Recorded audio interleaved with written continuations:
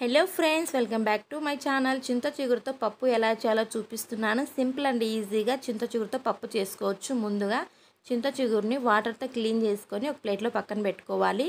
ఇప్పుడు కుక్కర్ తీసుకున్నాను. కుక్కర్లో కందిపప్పు వేసుకొని కందిపప్పును కూడా వాటర్తో బాగా నీట్గా క్లీన్ చేసుకొని 2 మీడియం సైజు వంకాయలు అయితే తీసుకున్నాను. వంకాయల్ని కట్ చేసుకొని వేసుకోవాలి. సగం ఉల్లిపాయ అయితే వేసాను. ఒక రెమ్మ వెల్లుల్లి వేసి తగినంత కారం వేసి ఉప్పు పసుపు కారం వేసుకోవాలి.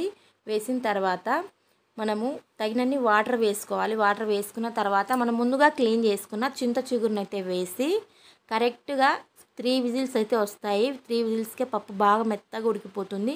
ఈ విధంగా స్టవ్ ఆన్ చేసుకొని కుక్కర్ మూత పెట్టుకొని కరెక్ట్గా 3 విజిల్స్ పెట్టుకోవాలి. చాలా టేస్టీగా సింపుల్గా చేసుకోవచ్చు. చాలా కమ్మగా ఉంటుంది. కరెక్ట్గా 2 రోజులైనా అస్సలు పాడవదు. చూడండి, ఈ విధంగా పప్పును మొత్తము పప్పు గుత్తితో రేముకోవాలి.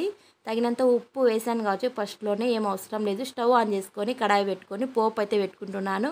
ఈ విధంగా ఆయిల్ బాగా వేడైన తర్వాత జీలకర్ర ఆవాలు ఎండుమిర్చి సగం కట్ చేసుకున్న ఉల్లిపాయ వేసి కరివేపాకు వేసి బాగా పోపు మొత్తం దోరగా ఫ్రై అయిన తర్వాత పప్పు వేసుకోవాలి. అంతే, సింపుల్ అండ్ ఈజీగా చింత చిగురు పప్పు అయితే రెడీ. వీడియో నచ్చితే లైక్ చేయండి.